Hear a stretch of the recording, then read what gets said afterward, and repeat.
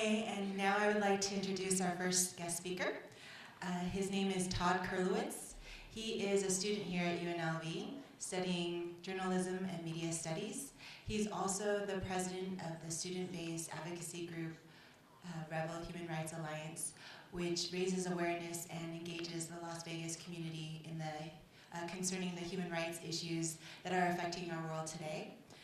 He is also a spokesperson for Congo Justice, who is hosting this event tonight. Please welcome Todd.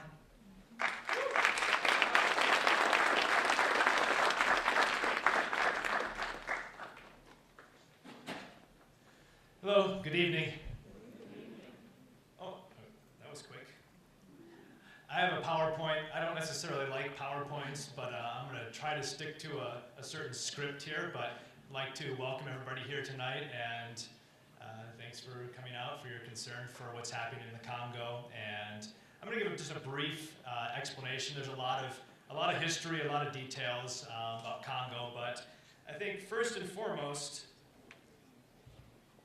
we have to know why Congo, why the Democratic Republic of the Congo's issue should be up on the priority list. Understanding, as I put this PowerPoint up, that's good.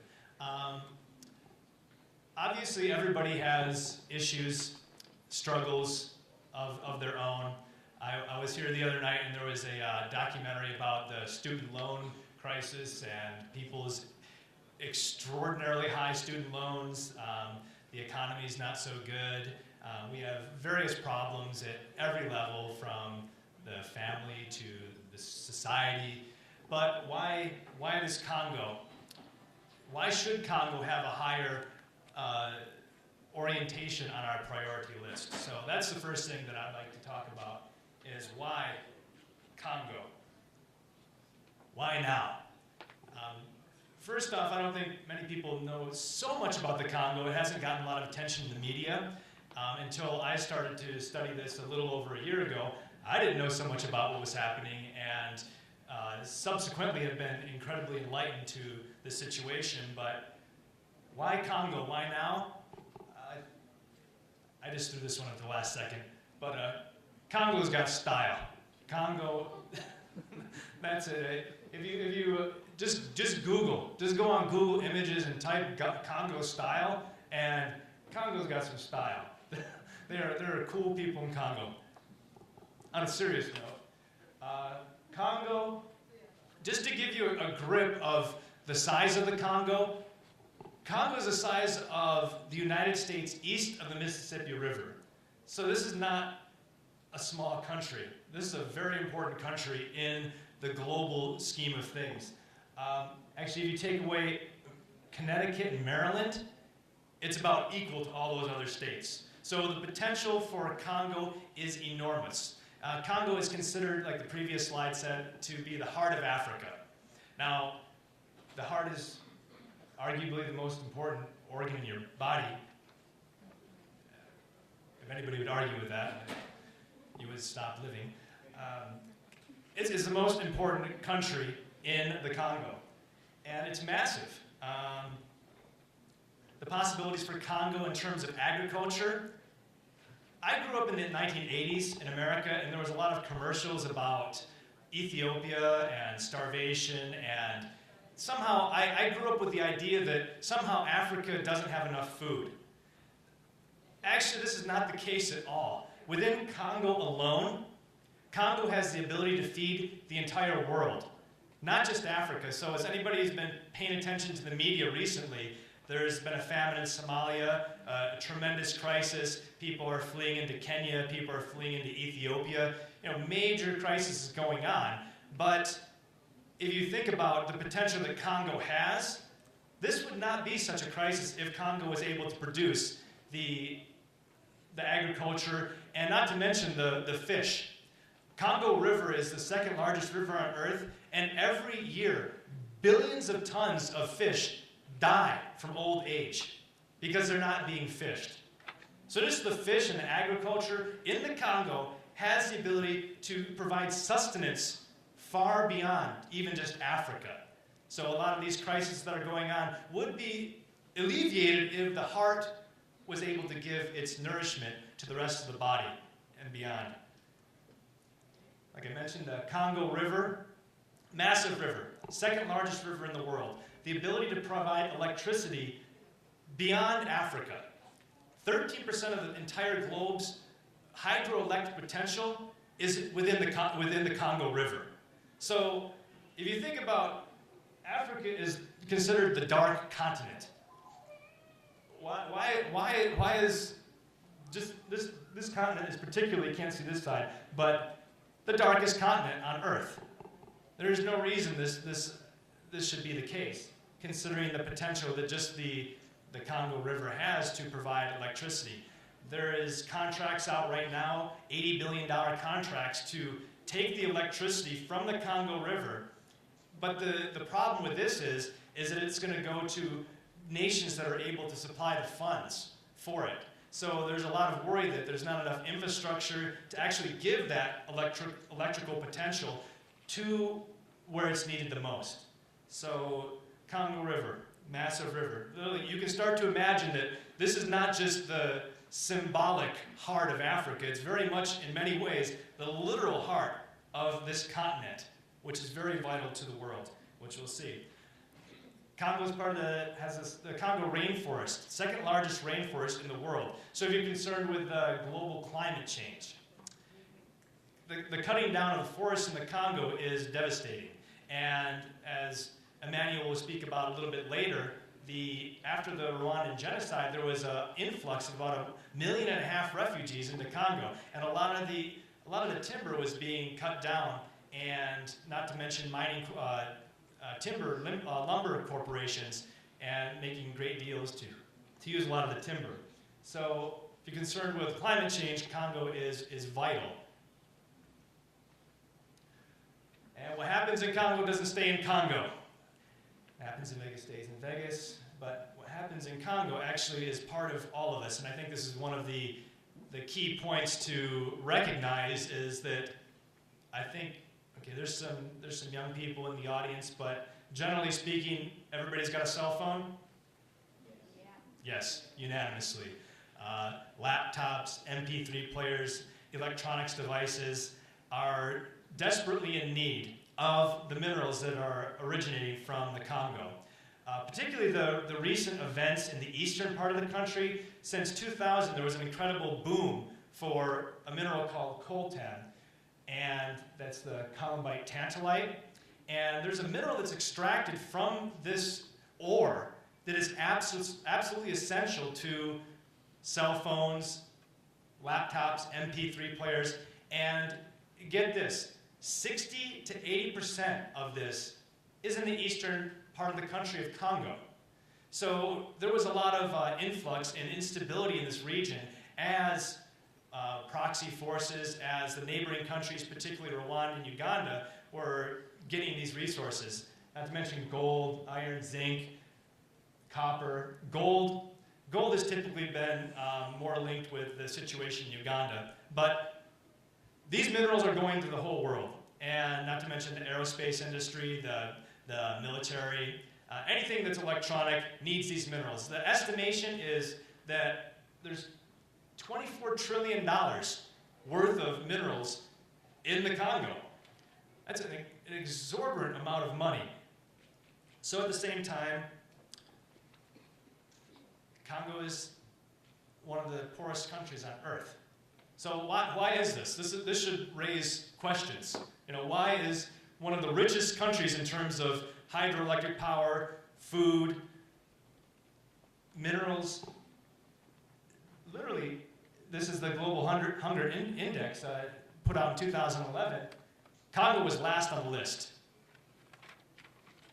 meaning Congo is the most desperate country. Global Hunger Index takes account for life expectancy, education, and Congo is way behind. Also, the Human Development Index, Congo was placed in the last. So this is a real problem. This is a problem. If your heart is the weakest organ in your body, your whole body is going to suffer. So while Congo is the weakest country in the world, in terms of many studies, there's a real problem, and it deserves our attention. Since 1998, it's estimated that 7 million people have lost their lives, particularly as a result of the instability and in the resource region, reaching out to try to get the resources. This study came out in 2011, and every hour 48 women are raped, which it's kind of hard for me to even understand this kind of situation. But rape is used as a tactic of war to push populations, communities, out of areas where there's resources. So it's a tactic that's been employed for a long time, and it's incredible. This is an emergency. I think that's we should understand that this situation is an emergency. Why isn't this on the news? As I'm even just looking at this now, I ask myself, why don't I see this in the newspapers? I get the New York Times. I go through it. There's never a mention about Congo. You have to really be paying attention, and you have to be on Google every day to catch some of these stories. But this is dramatic. This is incredible. We're getting a lot of attention with Somalia right now, but some of these statistics are showing that this has been an ongoing crisis for decades now.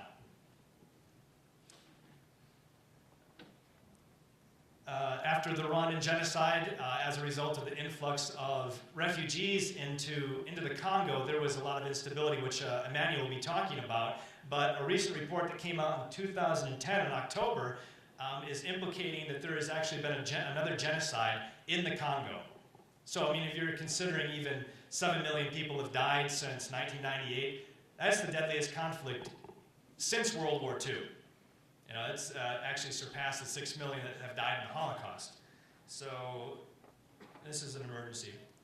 So here's some of the current reality based on the studies from the top couple are based off studies from the International Rescue Committee, and 7 million since 1998, 45,000 continue to die each month. If you calculate that calculates down to about 1 per minute, 1 life lost per minute. Rape is a weapon of war, 48 rapes every hour. Child soldiers, I think many people have seen the Blood Diamond, and you saw a highlight of the child soldiers and the difficulty there and what that does to the family. This is an ongoing estimated 30,000 child soldiers at any given time in the Congo. Resources are being plundered, and some estimations are within 30 years, these resources are going to start to reach their limitation. So if something's not done, this country is going to be left in shambles with nothing to strengthen it. So while there's time, Congo should benefit from the resources that it has so that Congo can benefit and we can also benefit. So to get a grasp on, and I'm not going to go into a lot of detail, but the situation that's happening right now has actually been part of a vicious cycle that has started back in 1885 with the Berlin Conference. This was when a lot of European nations were, they basically cut up Africa into sections, and different nations took different pieces of Africa, and they called it the African cake. Everybody wanted to get a piece of the African cake.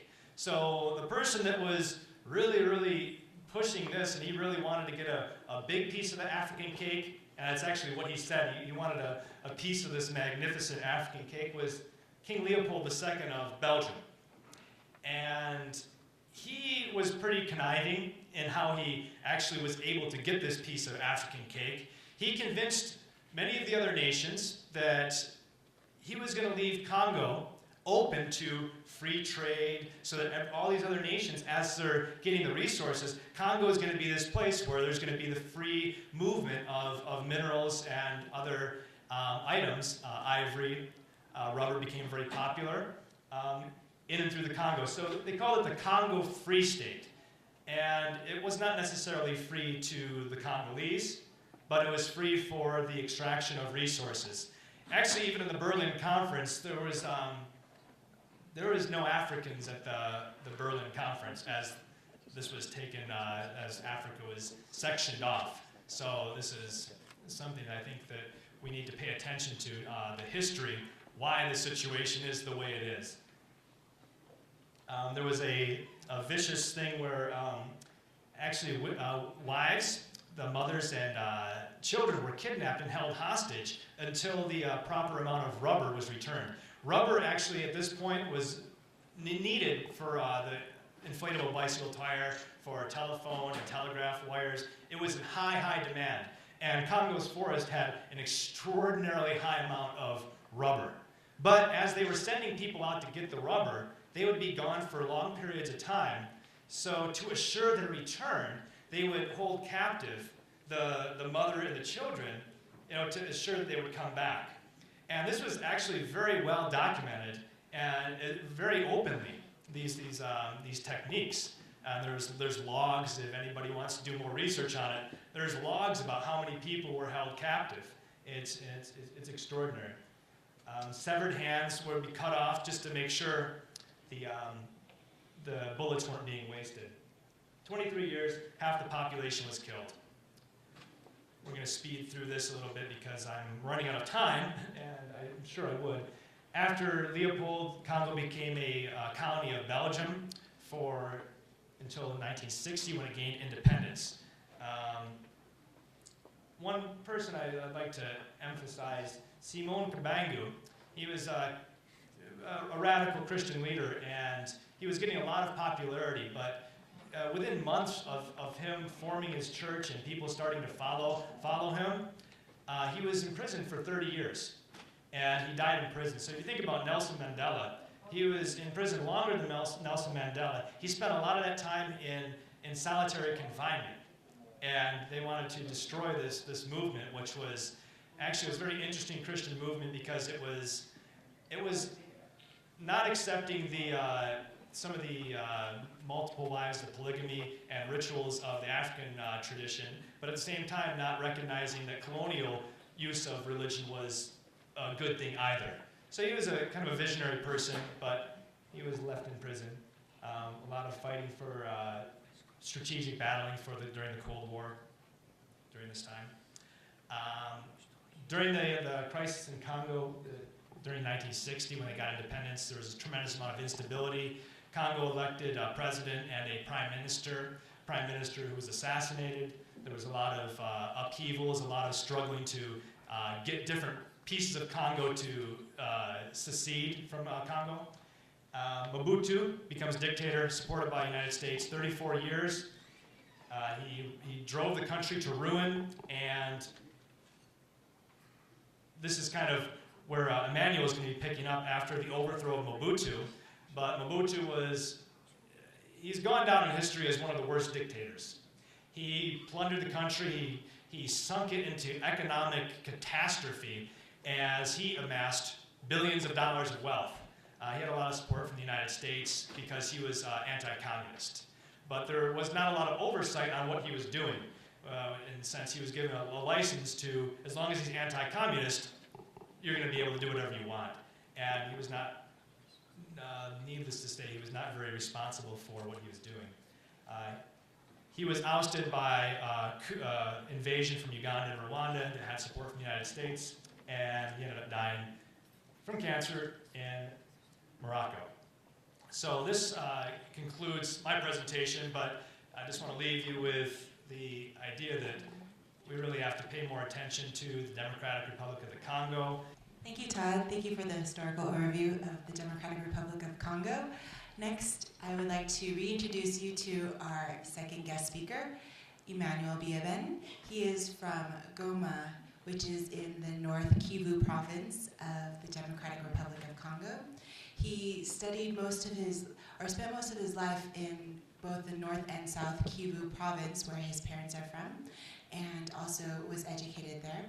He came to the United States in 2006 and is currently attending the University of Phoenix. He is also the co-founder of the International Reconciliation and Development Organization. And also he made a statement that I'd like to share with you. He said that I am standing with Congo Justice today because I believe it will bring awareness of the silent genocide, impunity, and international corruption against the people of Congo. Please welcome Emmanuel Biabin.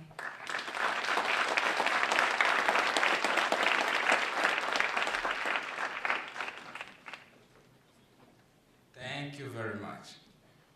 We are here today to talk about Congo Democratic Republic. Today we are going to talk about the impact of the genocide in Rwanda in the eastern part of Congo. In the wake of the genocide in Rwanda, everybody in the eastern part of Congo have been following it on the TV.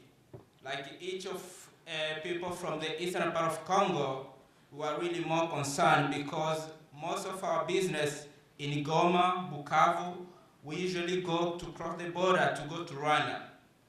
And it happened that in 1994, there was a plane coming from Arusha in Tanzania, and it was carrying the president of Rwanda. It was shot down, and the president was assassinated. That was the start of the genocide in Rwanda. The genocide was mainly against the Tutsi, which was the minority group in Rwanda, and also against some moderate Hutus. And when we are coming to this situation, it's because it made a great impact on the eastern part of Congo. Give me 1 second.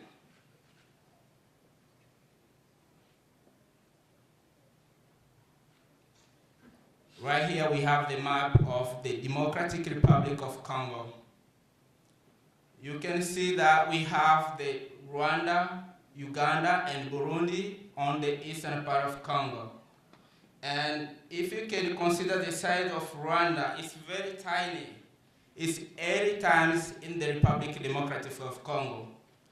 But for some reason, for some people very powerful of this earth, Rwanda invaded Congo.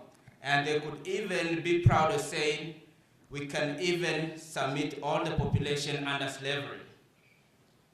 It happened that in 1994, when there was the genocide in Rwanda, 1.5 million, almost the population of the Clark County here in Las Vegas, crossed the border to go to Goma, Bukavu, and other part of the eastern part of Congo.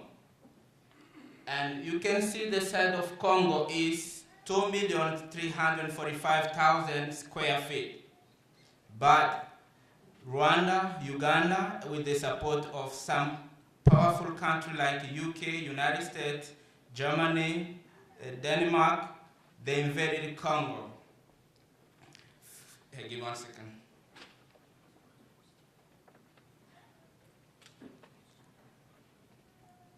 When the refugee came from Rwanda, it took almost 100 days to kill between 500,000 and 1 million Tutsi and Hutu moderate at the same time. And it concerned us because when they crossed the border, we didn't have enough space for them. But they create their space, and also they bring a lot of calamity in Congo.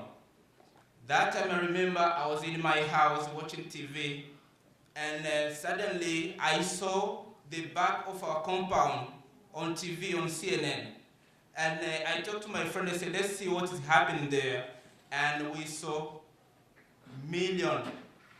thousands of refugees, children under 5 without adult escort. It was really a humanitarian calamity.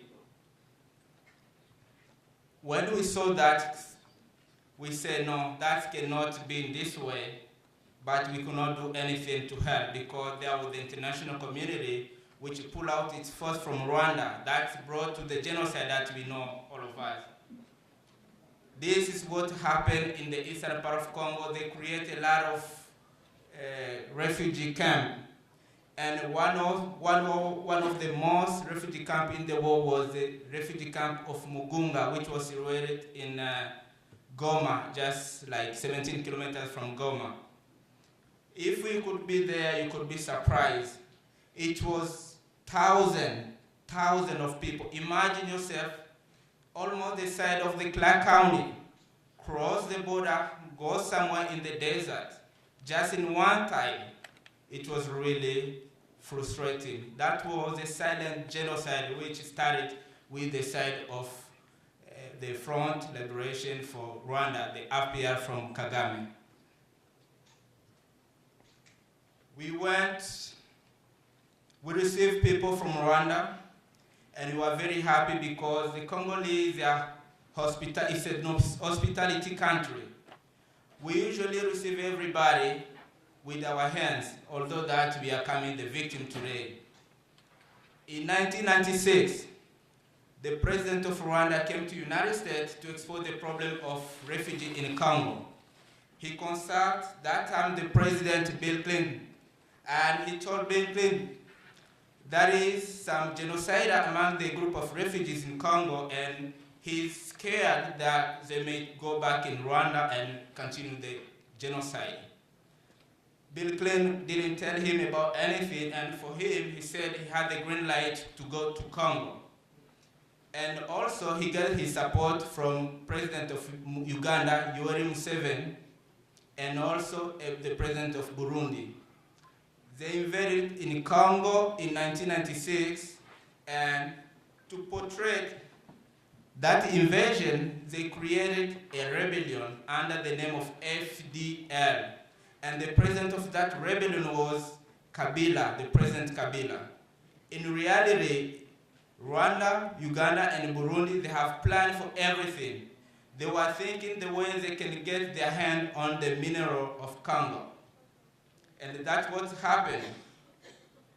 When they came in Congo, they found that Mobutu that time was already very weak, and also United States is trying to get rid of him since the Cold War was already finished a long time ago, and Mobutu was in his hand the blood of the innocent people for thousands of Congolese. So the United States put back their forces behind those three countries, and they took the Democratic Republic of Congo. And in May 17, 1997, we had a new president under the name of Kabila, Laurent Kabila, sorry.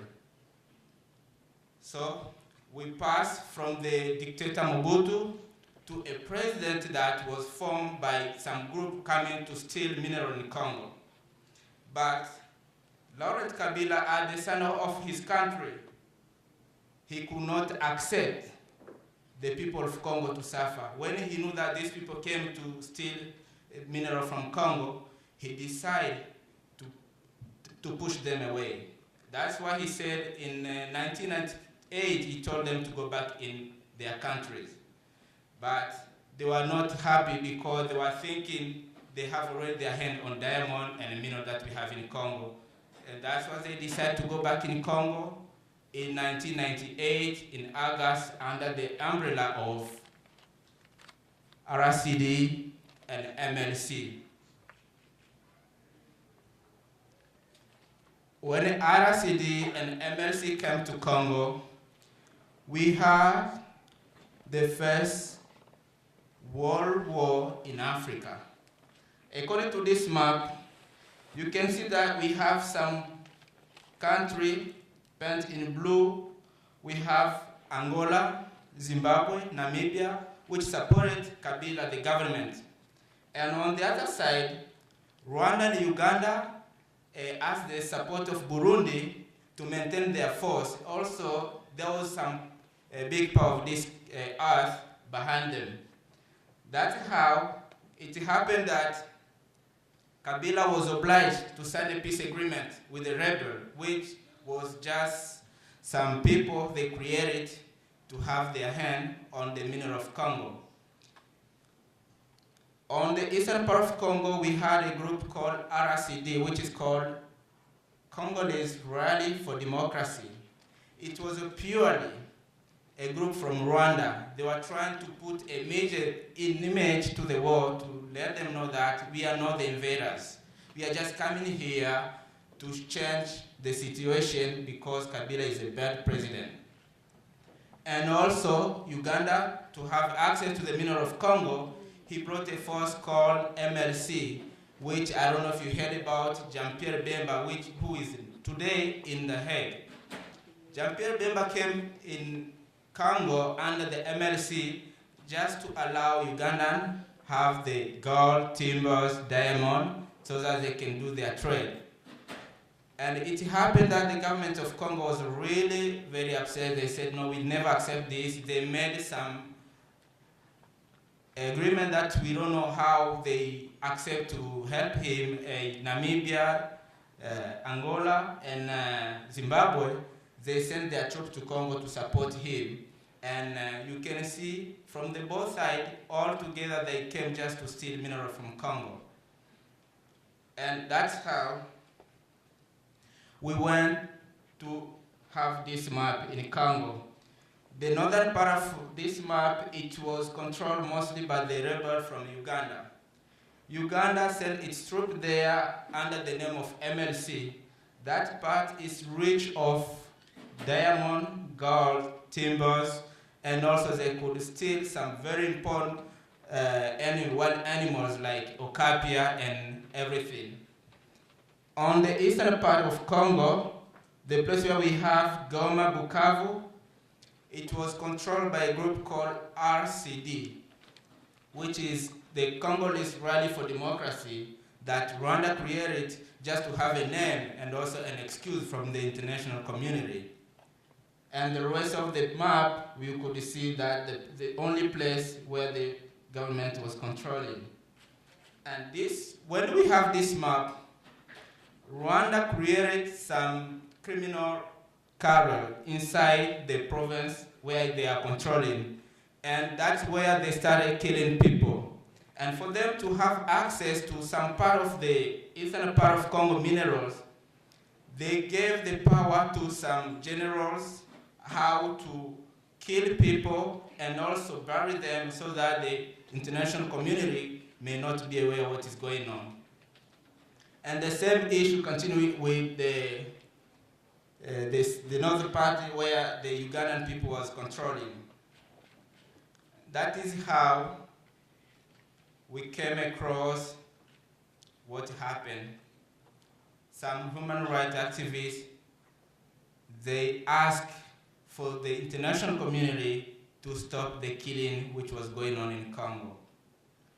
That time, they explained very clearly how a lot of Congolese, they were taken away from their village just to leave space for the mine and those rebels from Rwanda and Uganda to steal mineral by digging and to do whatever they can to get mineral from Congo. And also it was estimated that in 1998, Rwanda took from the eastern part of Congo almost 7 years production of coltan. They bring it from the eastern part of Congo to Rwanda, that they are still even selling up to date. And when they said there is a problem in the eastern part of Congo, the president from Namibia, Sam Ujoma, he called on the UN and he told them, please, there is some killing going on. We cannot just see what is happening, don't do anything. But they were very surprised because United States didn't say anything about it. They didn't say about anything. Why? We know that in 1998, United States doubled its help to the country like Uganda and Rwanda. They used to send them $26 million every year. Now they start giving $52 million every year, which was signal saying that the extra money you can use to continue what you are doing in Congo and the rest of the provinces. There were some reports that we saw it happen in January 22nd, 2008, that conflict in Congo is causing 45,000 deaths monthly, which is true because when the invaders came in Congo, they created some territory inside the place. And when they created them, they chased away the villagers, and those people, when they don't have a shelter, they don't have food, they don't have access to treatment, people are dying from malnutrition, they are dying from disease, they are exposed to all calamity that you can imagine in the forest. And IRC, the International Rescue Committee, exposed the problem of what is going on in Congo, but nobody raised their voice because nobody wants to know what is going on there. They don't care. These people, we just want to know that we can get some mineral from that country. That's it, that's the one they know. You have today your cell phone, your iPad, your laptop. I'm telling you, you have 80% of the mineral from Congo in your hand. And that is how people are they are ready to kill anybody to get what you need right today. And there was a draft. They tried to talk about Congo. Some people really that say, no, this is enough. We cannot just sit down and wait these people to be killed. They draft the report and they said, what happened in Congo, it may be a genocide. And it was published all over. But in reality, which is so funny, when Rwanda and Uganda heard about it, they said they are ready to pull out their forces from the UN Peace Corps they created in Sudan and Somalia. And President Kagame said, if they consider what happened in Congo as a genocide, he's gonna think twice about the peace agreement they signed with Congo. Because in 2003 they signed a peace agreement, and Kagame was saying, if they said he made a genocide in Congo, which means he was saying, I will go back in Congo and nobody will stop me. And what is surprising is UN, United Nations, and other powerful country, they just told him, please, you don't have to be upset, we'll take care of everything. And after a few days, they produced another report, they said, no, it was not a genocide. And people of Congo, they are still waiting for justice. We are very happy for you to be here today, and we hope you can make a big difference in the life of people of Congo. Up to date, a lot of people are dying. 45,000 people are dying every month. A lot of women, they are raped. And most of the people dying, they are children under 5 years old. Please, we need your help. A lot of people are crying out there just to see you today. Tomorrow, you can call your representative, you can call your senator and ask him about the Public Law 109456, which is very important to mention because that's the only way we can get peace in Congo. Congolese people, they have the possibility to change that country in another way like a developed country, but they need peace because without peace, they'll not go anywhere. We have proxy forces in Congo. We have FDLR. FDLR, they are genocidal from Congo. Nobody is doing anything to chase them away. We have proxy forces like Joseph Kony from Uganda. Nobody is doing anything. They are sending people, military assistance to Uganda while we need them in Congo. Please help us. Thank you very much. God bless you.